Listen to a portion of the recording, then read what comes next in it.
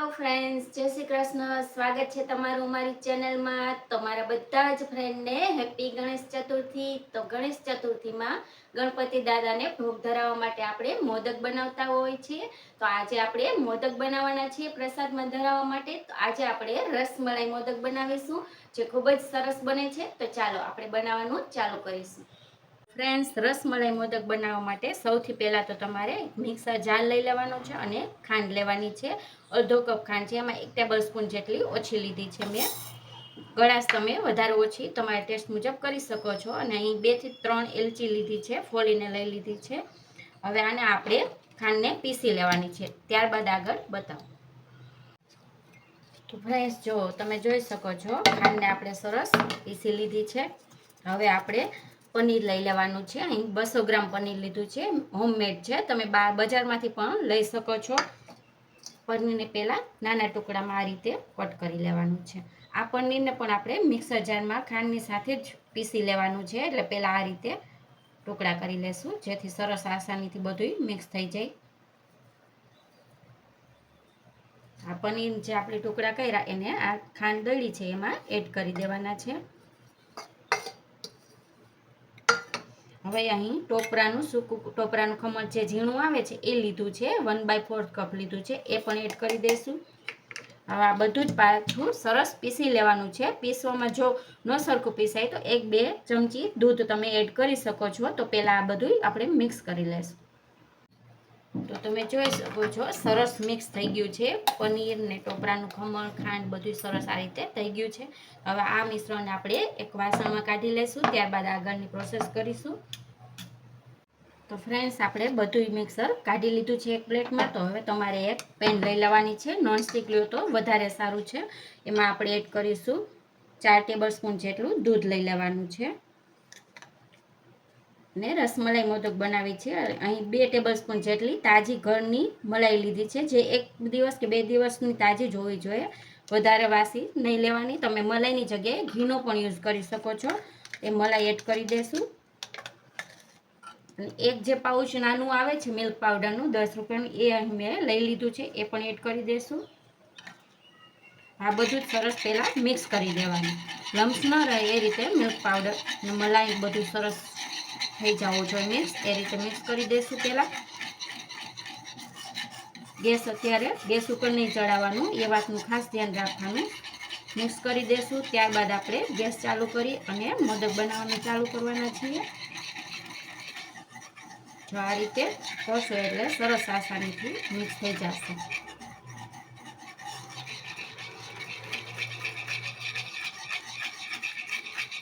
Friends, સરસ mix થઈ ગયું છે. તો હવે ગેસ ચાલુ કરી દઈશું અને મોદક બનાવીશું.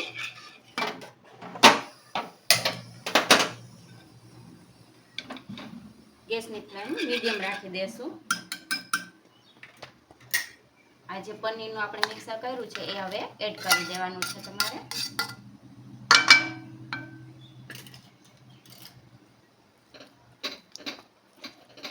આ રીતે બધું પહેલાં મિક્સ કરતું જવાનું.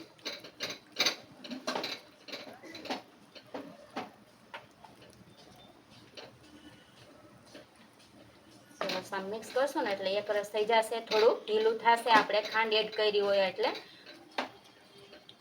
ત્યારબાદ આપણે એને મોદક વાળી શકી એવા શેપ સુધી એને કૂક કરવાનું છે, જે હું તમને આગળ બતાવીશ. ફ્રેન્ડ્સ, આ મોદક બહુ જ સરસ ટેસ્ટી બને છે અને તમે આ વ્રત રહ્યા હોય તો પણ ખાઈ શકો છો. આમાં બધી ફરાળી વસ્તુ જ યુઝ થઈ છે. ફ્રેન્ડ્સ, તમારે ટ્રેડિશનલ સ્ટાઇલથી બનતા મોદક, જે ઉકળી છે મોદક કહે છે, એનો વિડીયો જોવો હોય તો અમારી ચેનલમાં મૂકેલો છે, તમે જોઈ શકો છો. એ પણ ખૂબ જ સરસ બને છે. આ રીતે જો બધું સરસ મિક્સ થઈ જશે. તો હવે આ મિશ્રણને આપણે મીડિયમ ગેસની ફ્લેમ ઉપર કૂક કરવાનું છે. આગળ હું તમને બતાવું કઈ રીતના કૂક કરવાનું છે. જો ફ્રેન્ડ્સ, થોડુંક ઠીક થવા માંડ્યું છે. તો હવે અત્યારે આપણે આ દૂધ છે ગરમ કરીને કેસર એમાં એડ કરી દીધું હતું પહેલેથી, એટલે સરસ કલર આવી જાય કેસરનો. એ એડ કરી દેવાનું છે. 2 ટેબલ સ્પૂન જેટલું લીધેલું છે. બધું મિક્સ કરી દઈશું. હવે આ મિશ્રણને આપણે લાડુ વાળી શકીએ એટલું ઠીક કરવાનું છે. ત્યાં સુધી કૂક કરતું રહેવાનું છે, જે હું તમને આગળ બતાવીશ. ફ્રેન્ડ્સ તમે જોઈ શકો છો ડ્રાય થઈ ગયું છે, તો 5 જ મિનિટ જેટલો ટાઈમ લાગ્યો છે. અને કલર પણ જો કેવો સરસ લાઇટ એકદમ યલો આવ્યો છે, રસમલાઈ જેવો છે. તમારે જો ડાર્ક કલર કરવો હોય તો food colour, yellow food colour થોડોક એડ કરી શકો છો. હું અત્યારે નથી એડ કરતી. તો બસ આ રીતના ડો થઈ જાય એટલે ગેસની ફ્લેમ બંધ કરી દેશું પહેલાં. ત્યારબાદ હું તમને બતાવું. આ રીતે થોડુંક હાથમાં રાખી થોડુંક ઠંડુ થવા દઈ, ત્યારબાદ આપણે અડી અને એની ગોળી વાળી જોવાની કે હાથમાં ચોટતું નથી ને ત્યાં સુધી કૂક કરવાનું હોય છે. જે હું તમને ઠંડુ થાય એટલે બતાવું. અને જો આપણે મલાઈ નાખી હતી એટલે આપોઆપ ઘી છૂટું પડે છે એમાંથી. તમે મલાઈની જગ્યાએ ઘી પણ એડ કરી શકો છો. હજી થોડું ગરમ છે, પછી હું તમને બતાવું હમણાં. જો આ રીતના થોડુંક લઈ લેવાનું મિશ્રણ. આમ કરશો ને એટલે સરસ ગોળી વળી જશે. હજી ગરમ છે ને એટલે, પણ હાથમાં ચોટતું નથી. તો આપણે મોદક બનાવવા માટે આ રેડી થઈ ગયું છે મિક્સર. હવે આને થોડુંક હાથ અડાડી એટલું ઠંડુ થવા દેવું પડશે, પછી આપણે મોદક બનાવી શકીશું. એટલે 5 મિનિટ જેટલું ઠંડુ થવા દેશું, ત્યારબાદ આપણે મોદક બનાવીશું. તો ફ્રેન્ડ્સ તમે જોઈ શકો છો મેં કઢાઈમાંથી આ મિક્સરને એક પ્લેટમાં લઈ લીધું છે, જેથી ઝડપથી ઠંડુ થઈ જાય. તો મિક્સર ઠંડુ થઈ ગયું છે હાથ અડાડી એટલું. હવે આ રીતે મોદકનું મોલ્ડ આવે છે, તમે કોઈ પણ શેપનું મોલ્ડ લઈ શકો છો. તો મોલ્ડમાં સૌથી પહેલાં ઘી લગાવી દેવાનું, જેથી મોદક આસાનીથી નીકળી જાય. બહારથી સરસ મોદક દેખાવામાં સારા લાગે એટલે અહીં રોઝ પેટલ લીધી છે, ડ્રાય લીધી છે. તમે તાજા ફૂલની પાંદડી પણ લઈ શકો છો.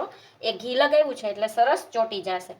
હવે પિસ્તાની કતરણ લઈ લેશું, એ રાખી દેશું 1-2. ગાર્નિશિંગ તમારા મુજબ તમે કરી શકો છો, જે પસંદ હોય એ રીતે. હવે આ મિશ્રણમાંથી થોડુંક પોર્શન આપણે લઈ લેવાનું. આ રીતે 2 બાજુ લગાવી દેશું. સમય એટલું લગાવી દેવાનું.